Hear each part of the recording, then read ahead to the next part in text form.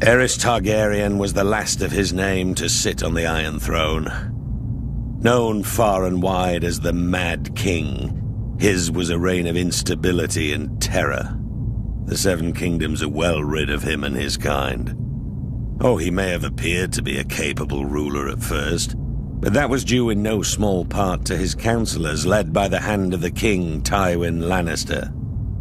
There may have been years of peace and prosperity during Aerys' reign, but it was Tywin who was really running the country as Aerys spiraled further and further into insanity. The dragon spawn were famous for losing their minds. It was the price they paid for centuries of keeping the bloodlines pure. And Aerys more than happily continued the noble sister-fucking tradition of his forefathers. As the years passed, Aerys' behavior became increasingly erratic. He cut himself so often on his Iron Throne, many referred to him as King Scab, though never to his face. It was rumored he had developed an obsession with wildfire, and was known to inflict horrific punishments on those he considered enemies, including burning them alive.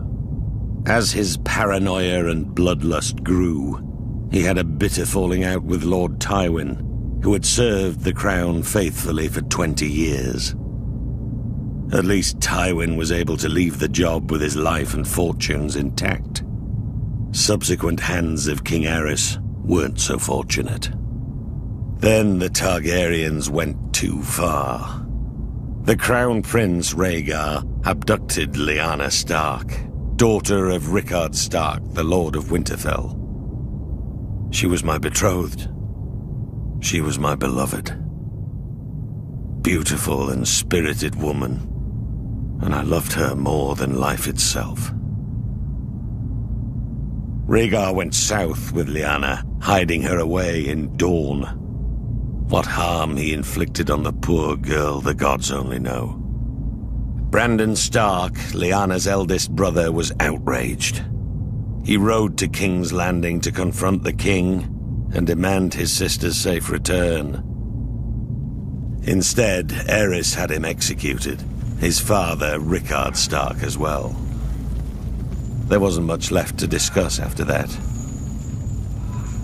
Aerys feared their loved ones would seek revenge for what he did.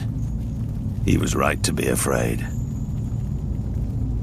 Aerys wasted no time in calling for the heads of Brandon's younger brother, my friend Eddard Stark.